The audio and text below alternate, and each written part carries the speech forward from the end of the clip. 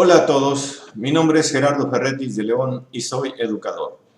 Esta es la lectura de la obra de José Ortega y Gasset titulada La rebelión de las masas. En cuanto al pacifismo, parte 1. El texto forma parte de la edición publicada en Holanda en 1937. Para una mejor comprensión de esta lectura, las frases y expresiones en inglés, latín, italiano, francés y portugués fueron reemplazadas por su equivalente más cercano del español. Si desea usted tener una copia de lo que aquí se lee, la puede solicitar en forma gratuita a gerardo-ferretis@hotmail.com. Los videos subsecuentes sobre este libro y de otros libros que serán posteriormente se hacen sin fines de lucro, con el objeto de contribuir al estudio, a la investigación y al desarrollo de la cultura en general. Saludo a mis amigos y amigas educadores de todo el mundo. Solicito disculpas anticipadas por los errores de lectura que pudieran cometerse en este proyecto de apoyo a la educación.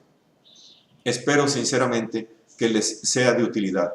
Tampico, Tamaulipas, México, a 7 de octubre de 2013.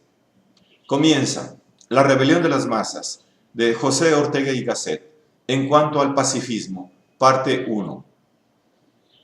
Desde hace 20 años, Inglaterra, su gobierno y su opinión pública se ha embarcado en el pacifismo.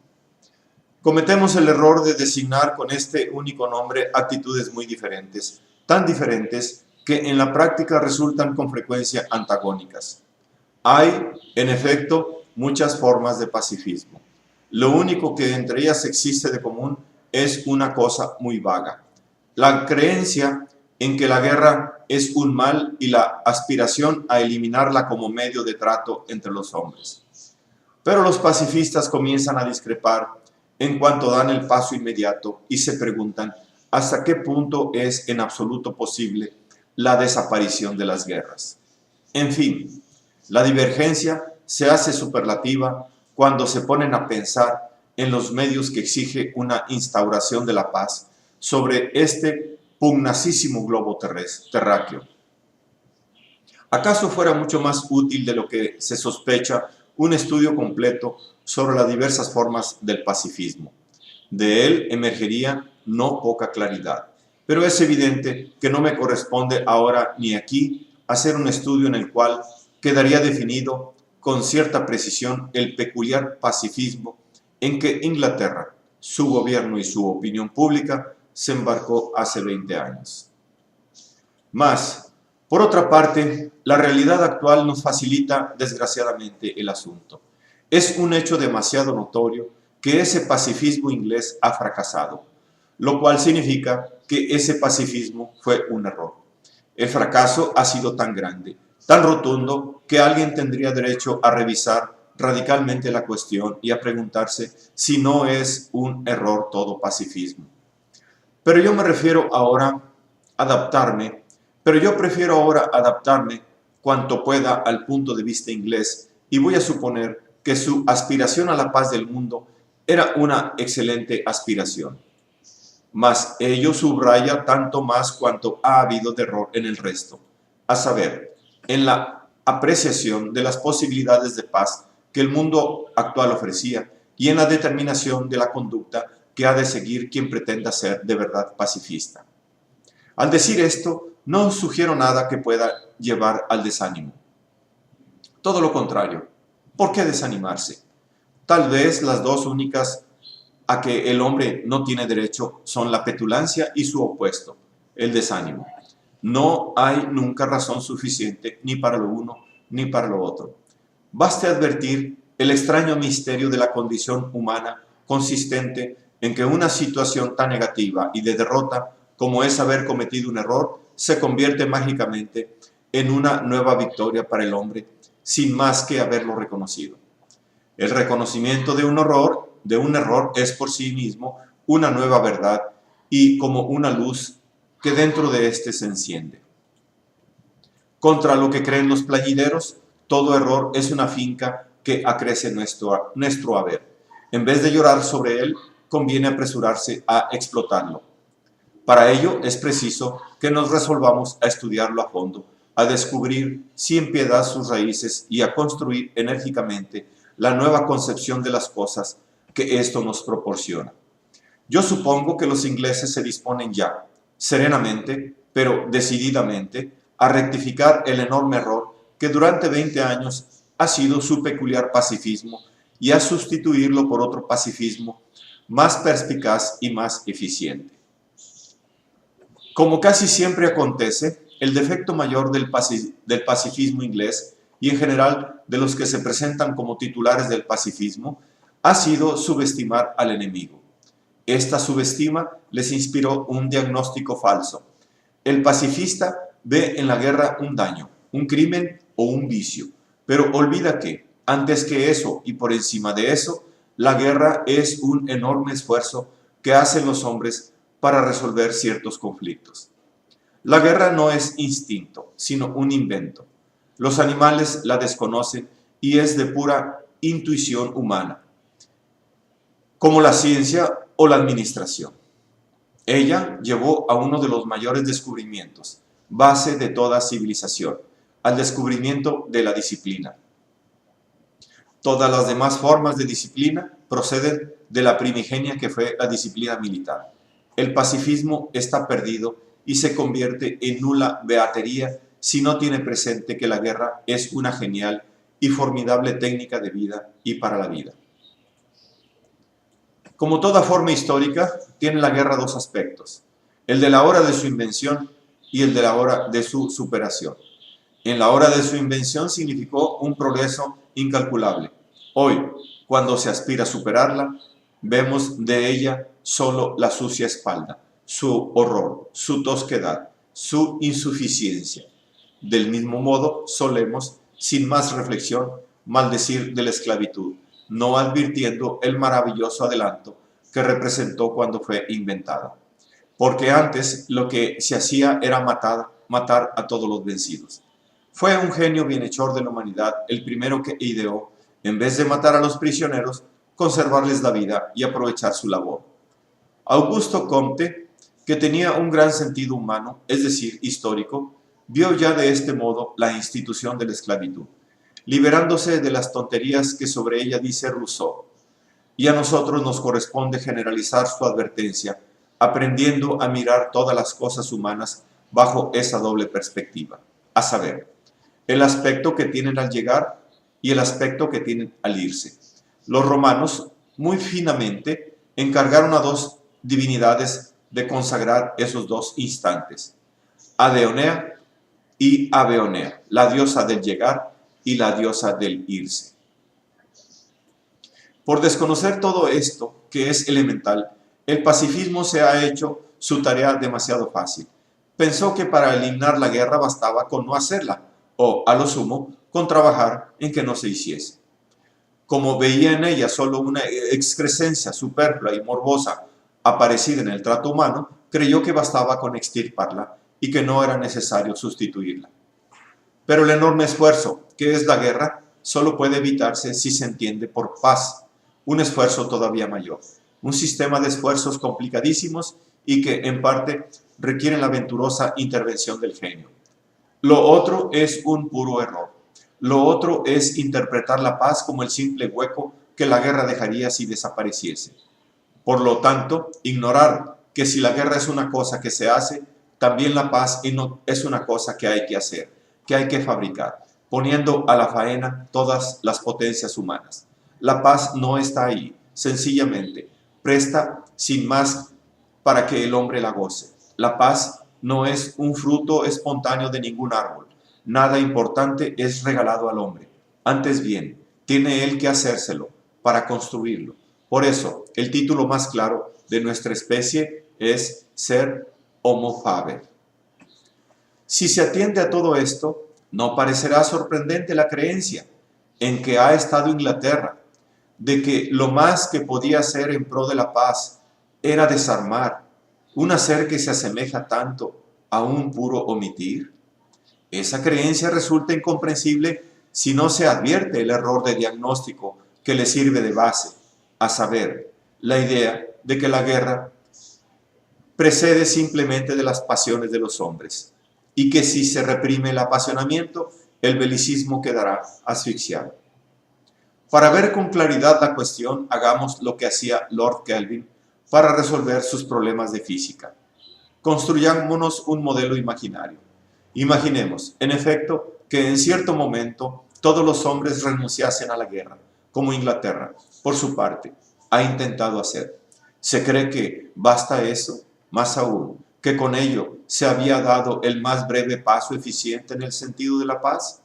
Grande error. La guerra, repitamos, era un medio que habían inventado los hombres para solventar ciertos conflictos. La renuncia a la guerra no suprime estos conflictos. Al contrario, los deja más intactos y menos resueltos que nunca. La ausencia de pasiones, la voluntad pacífica de todos los hombres resultarían completamente ineficaces, porque los conflictos reclamarían solución y mientras no se inventase otro medio, la guerra reaparecerá inexorablemente en ese imaginario planeta habitado solo por pacifistas. No es, pues, la voluntad de paz lo que importa últimamente en el pacifismo. Es preciso que este vocablo deje de significar una buena intención y represente un sistema de nuevos medios de trato entre los hombres. No se espere en este orden nada fértil mientras el pacifismo, de ser un gratuito y cómodo deseo, no pase a ser un difícil conjunto de nuevas técnicas. El enorme daño que aquel pacifismo ha traído a la causa de la paz consistió en no dejarnos ver la carencia de las técnicas más elementales, cuyo ejercicio concreto y preciso constituye eso que, con un vago nombre, llamamos paz. La paz, por ejemplo, es el derecho como forma de trato entre los pueblos. Pues bien, el pacifismo usual daba por supuesto que ese derecho existía, que estaba allí a disposición de los hombres y que solo las pasiones de estos y sus instintos de violencia inducían a ignorarlo. Ahora bien, esto es gravemente opuesto a la verdad. Para que el derecho a una rama de él exista, es preciso, primero, que algunos hombres especialmente inspirados descubran ciertas ideas o principios de derecho. Segundo, la propaganda y expansión de esas ideas de derecho sobre la colectividad en cuestión. En nuestro caso, por lo menos, la colectividad que forman los pueblos europeos y americanos, incluyendo los dominios ingleses de Oceanía. Tercero, que esa expansión llegue a tal modo a ser predominante, que aquellas ideas de derecho se consoliden en forma de opinión pública. Entonces, y solo entonces, podemos hablar en la plenitud del término de derecho, es decir, de norma vigente. No importa que no haya legislador, no importa que no haya jueces. Si aquellas ideas señorean de verdad las almas, actuarán inevitablemente como instancias para la conducta a la que se puede recurrir. Y esta es la verdadera sustancia del derecho. Pues bien, un derecho referente a las materias que originan inevitablemente las guerras no existe. Y no solo no existe en el sentido de que no haya logrado todavía vigencia, esto es, que no se haya consolidado como norma firme en la opinión pública, sino que no existe ni siquiera como idea, como puro teorema, incubado en la mente de algún pensador. Y no habiendo nada de esto, no habiendo ni en teoría un derecho de los pueblos, ¿se pretende que desaparezcan las guerras entre ellos? Permítaseme que califique de frívola, de inmoral, semejante pretensión, porque es inmoral pretender que una cosa deseada se realice mágicamente, simplemente porque la deseamos. Solo es moral el deseo, al que acompaña la severa voluntad de afrontar los medios de su ejecución. No sabemos cuáles son los derechos subjetivos de las naciones, y no tenemos ni barruntos de cómo sería el derecho objetivo que pueda regular sus movimientos. La proliferación de tribunales internacionales, de órganos de arbitrajes entre estados, que los últimos 50 años han presenciado, contribuye a ocultarnos la indigencia de verdadero derecho internacional que padecemos. No desestimo, ni mucho menos, la importancia de esas magistraturas. Siempre es importante para el progreso de una función moral que aparezca materializada en un órgano especial, claramente visible. Pero la importancia de esos tribunales internacionales se ha reducido a eso hasta la fecha. El derecho que administran es, en lo esencial, el mismo que ya existía antes de su establecimiento. En efecto, si se pasa revista a las materias juzgadas por esos tribunales, se advierte que son las mismas resueltas desde antiguo por la diplomacia. No han significado progreso alguno importante en lo que es esencial, en la creación de un derecho para la peculiar realidad que son las naciones.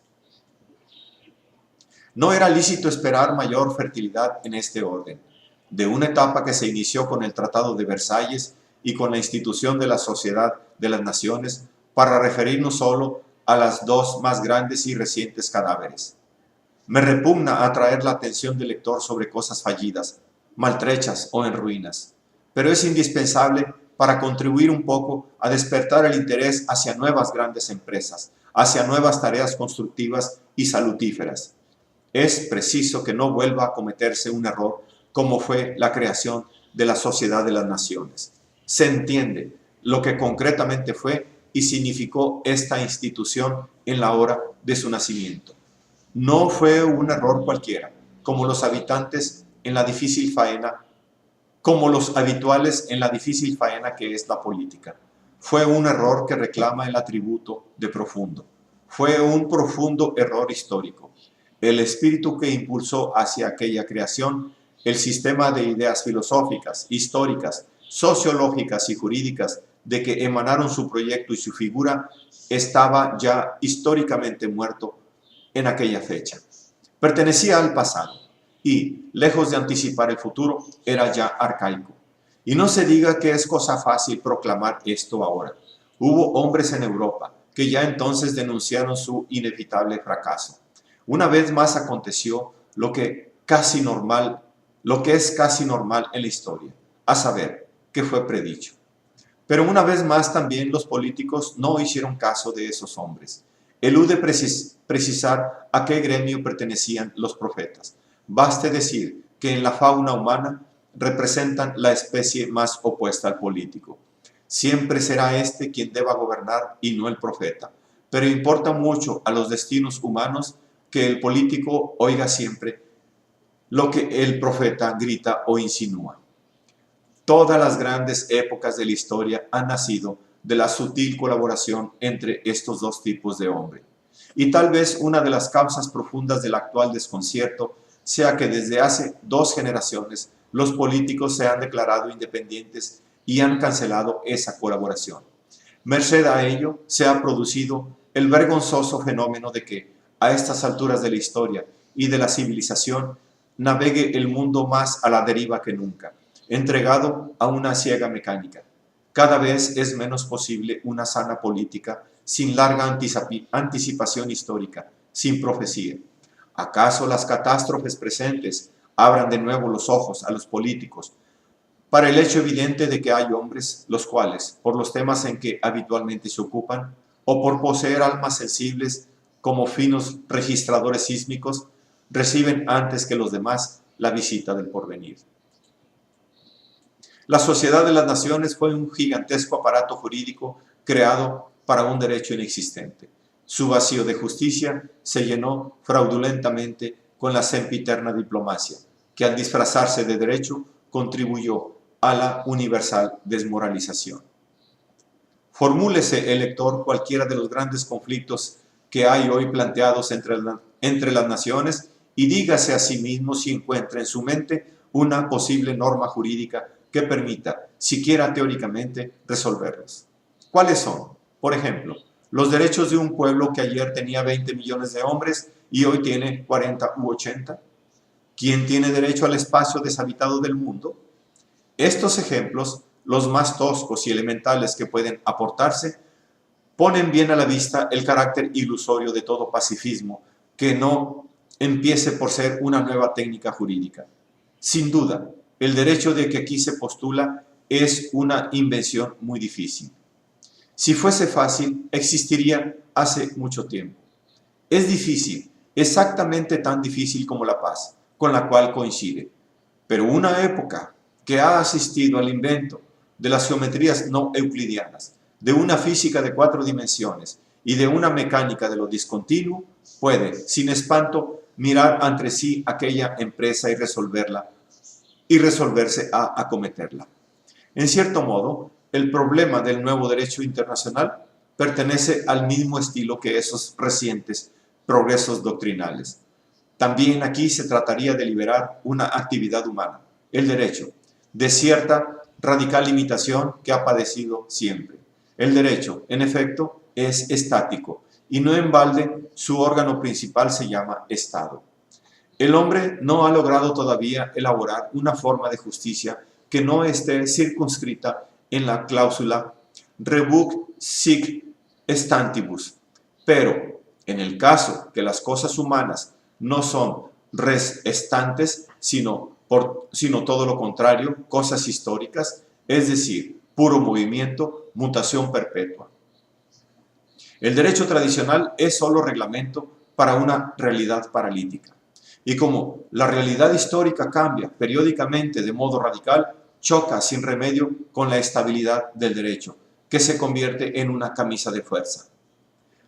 Mas una camisa de fuerza puesta a un hombre sano tiene la virtud de volverle loco furioso.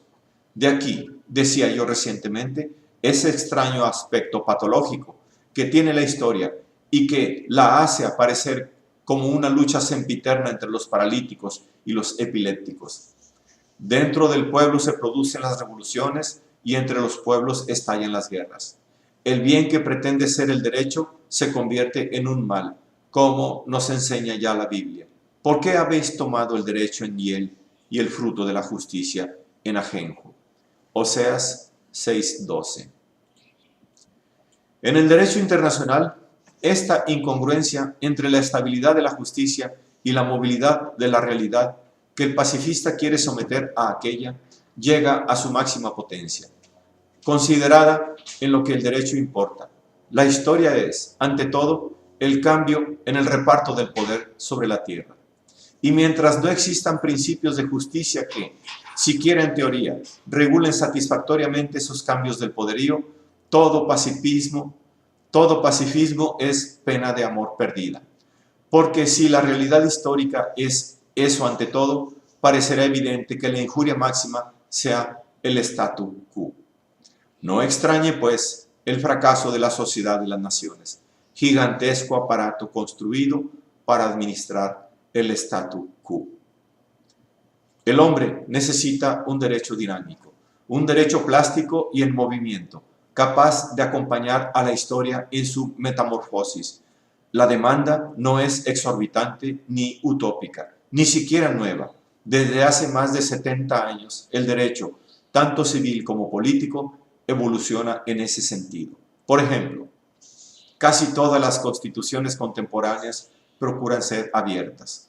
Aunque el expediente es un poco ingenuo, conviene recordarlo, porque en él se declara la aspiración a un derecho semoviente. Pero, a mi juicio, lo más fértil sería analizar a fondo e intentar definir con precisión, es decir, extraer la teoría que en él ya se muda, el fenómeno jurídico más avanzado que se ha producido hasta la fecha en el planeta. La British Commonwealth of Nations. Se me dirá que esto es imposible porque precisamente ese extraño fenómeno jurídico ha sido forjado mediante dos principios. Uno, el formulado por Balfour en 1926 con sus famosas palabras: en las cuestiones del imperio es preciso evitar el refining, discussing or defining. Otro, el principio del margen y de la elasticidad, enunciado por Sir Austin Chamberlain en su histórico discurso del 12 de septiembre de 1925. Mírense las relaciones entre las diferentes secciones del Imperio Británico. La unidad del Imperio Británico no está hecha sobre una constitución lógica, no está siquiera basada en una constitución, porque queremos conservar a toda costa un margen y una elasticidad. Sería un error no ver en estas dos fórmulas más que emanaciones de oportunismo político. Lejos de ello, expresan muy adecuadamente la formidable realidad que es la British Commonwealth of Nations y la designan precisamente bajo su aspecto jurídico. Lo que no hacen es definirla, porque un político no ha venido al mundo para eso. Y si el político es inglés, siente que definir algo es casi cometer una traición. Pero es evidente que hay otros hombres cuya misión es hacer lo que al político, y especialmente el inglés, está prohibido: definir las cosas, aunque éstas se presenten con la pretensión de ser esencialmente vagas. En principio, no es ni más ni menos difícil el triángulo que la niebla. Importaría mucho reducir a conceptos claros esta situación efectiva de derecho que consiste en puros márgenes y puras elasticidades, porque la elasticidad es la condición que permite a un derecho ser plástico. Y si se le atribuye un margen, es que prevé un movimiento. Si en vez de entender esos dos caracteres como meras ilusiones y como insuficiencias de un derecho, los tomamos como cualidades positivas, es posible que se abran ante nosotros las más fértiles perspectivas. Probablemente la constitución del Imperio Británico se parece mucho al molusco de referencia de que habló Einstein, una idea que al principio se juzgó ininteligible y que es hoy base de la nueva mecánica. La capacidad para descubrir la nueva técnica de justicia que aquí se postula está formulada en toda la tradición jurídica de Inglaterra más intensamente que en la de ningún otro país. Y ello es ciertamente por casualidad.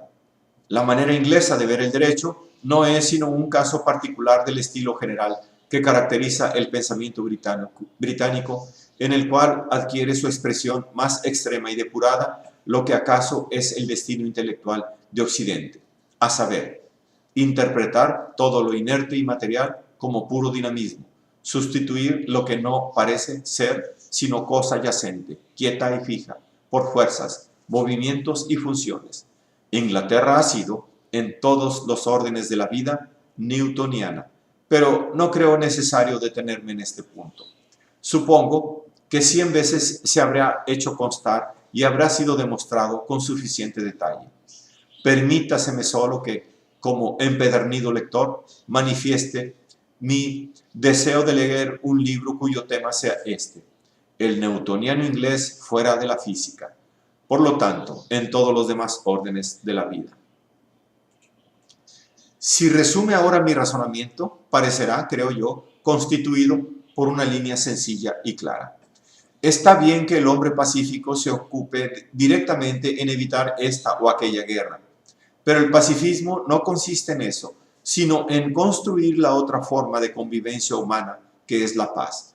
Esto significa la invención y ejercicio de toda una serie de nuevas técnicas. La primera de ellas es una nueva técnica jurídica que comience por descubrir principios de equidad referentes a los cambios del reparto del poder sobre la tierra. Pero la idea de un nuevo derecho no es todavía un derecho. No olvidemos que el derecho se compone de muchas cosas más que una idea. Por ejemplo, forman parte de él los bíceps de los gendarmes y sus sucedáneos. A la técnica del puro pensamiento jurídico tienen que acompañar muchas otras técnicas aún más complicadas. Desgraciadamente, el nombre mismo de derecho internacional estorba a una clara visión de lo que sería en su plena realidad un derecho de las naciones, porque el derecho nos parecería ser un fenómeno que acontece dentro de las sociedades y el llamado internacional nos invita, por el contrario, a imaginar un derecho que acontece entre ellas, es decir, en un vacío social. En este vacío social, las naciones se reunirían y mediante un pacto crearían una sociedad nueva, que sería, por mágica virtud de los vocablos, la sociedad de las naciones. Pero esto tiene todo el aire de un calembour. Una sociedad constituida mediante un pacto social solo es sociedad en el sentido en que este vocablo tiene para el derecho civil. Esto es una asociación. Mas una asociación no puede existir como realidad jurídica si no surge sobre un área donde previamente tiene vigencia un cierto derecho civil. Otra cosa son puras fantasmagorías. Esa área donde la sociedad pactada surge es otra sociedad preexistente, que no es obra de ningún pacto, sino que es el resultado de una convivencia inveterada. esta auténtica sociedad y no asociación solo se parece a la otra en el nombre. De aquí el calembour. Sin que yo pretenda resolver ahora con gesto dogmático, de paso y al vuelo, las cuestiones más intrincadas de la filosofía, el derecho y la sociología, me atrevo a insinuar que caminará seguro quien exija, cuando alguien le hable de un derecho jurídico, que le indique la sociedad portadora de ese derecho y previa a él. En el vacío social no hay ni nace derecho. Este requiere como sustrato una unidad de convivencia humana, lo mismo que el uso y la costumbre, de quienes el derecho es el hermano menor, pero más enérgico. Hasta tal punto es así que no existe síntoma más seguro para descubrir la existencia de una auténtica sociedad que la existencia de un hecho jurídico. Enturbia la evidencia de esto la confusión habitual que padecemos al creer que toda auténtica sociedad tiene por fuerza que poseer un Estado auténtico. Pero es bien claro que el aparato estatal no se produce dentro de una sociedad, sino en un estado muy avanzado de su evolución. Tal vez el Estado proporciona al derecho ciertas perfecciones, pero es innecesario enunciar ante lectores ingleses que el derecho existe sin el Estado y su actividad estatuaria.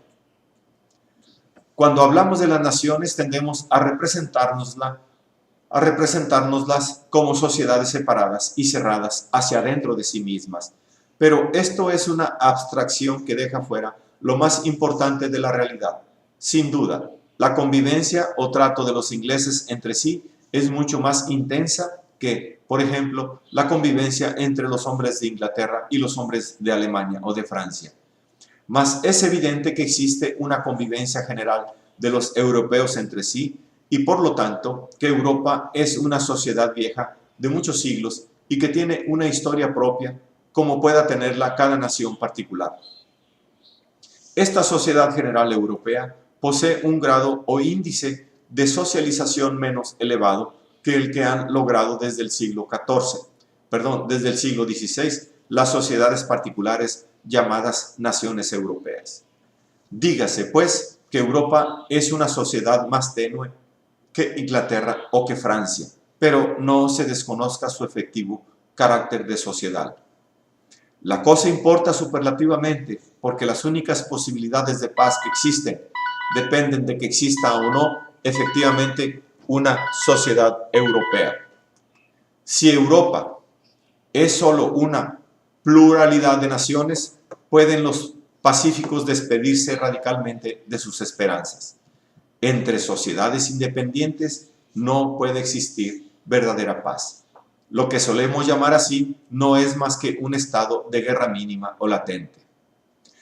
Como los fenómenos corporales son el idioma y el jeroglífico, merced a los cuales pensamos las realidades morales, no es para dicho el daño que engendra una errónea imagen visual convertida en hábito de nuestra mente.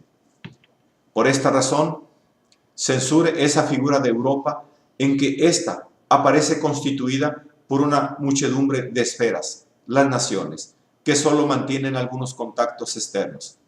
Esta metáfora de jugador de billar debiera desesperar al buen pacifista, porque, como el billar, no nos promete más eventualidad que el cheque. Corrijámosla, pues, en vez de figurarnos las naciones europeas como una serie de sociedades exentas, imaginemos una sociedad única, Europa, dentro de la cual se han producido grumos o núcleos de condensación más intensa. Esta figura corresponde mucho más aproximadamente que la otra a lo que en efecto ha sido la convivencia occidental. No se trata con ello de dibujar un ideal, sino de dar expresión gráfica a lo que realmente fue su iniciación tras la muerte del periodo romano, esa convivencia. La convivencia, sin más, no significa sociedad. Vivir en sociedad o formar parte de una sociedad. Convivencia implica solo relaciones entre individuos, pero no puede haber convivencia duradera y estable sin que se produzca automáticamente el fenómeno social por excelencia, que son los usos intelectuales u opinión pública usos de técnica vital o costumbres, usos que dirigen la conducta o moral, usos que la imperan o derecho. El carácter general del uso consiste en ser una norma de comportamiento intelectual, sentimental o físico que se impone a los individuos, quieran estos o no. El individuo podrá, a su cuenta y riesgo, resistir el uso, pero precisamente este esfuerzo de resistencia demuestra mejor que nada la realidad coactiva del uso, lo que llamaremos su vigencia. Pues bien, una sociedad es un conjunto de individuos que mutuamente se saben sometidos a la vigencia de ciertas opiniones y valoraciones. Según esto, no hay sociedad sin la vigencia efectiva de cierta concepción del mundo, la cual actúa como una última instancia a la que se puede recurrir en caso de conflicto. Europa ha sido siempre un ámbito social unitario, sin fronteras absolutas ni discontinuidades, porque nunca ha faltado ese fondo o tesoro de vigencias colectivas, convicciones humanas y tablas de valores, dotadas de esa fuerza coactiva tan extraña en que consiste lo social. No sería nada exagerado decir que la sociedad europea existe antes que las naciones europeas y que éstas han nacido y se han desarrollado en el regazo maternal de aquella. Los ingleses pueden ver esto con alguna claridad en el libro de Dawson. The Making of Europe, Introduction to the History of European Society. Termina La rebelión de las masas, de José Ortega y Gasset, en cuanto al pacifismo, parte 1.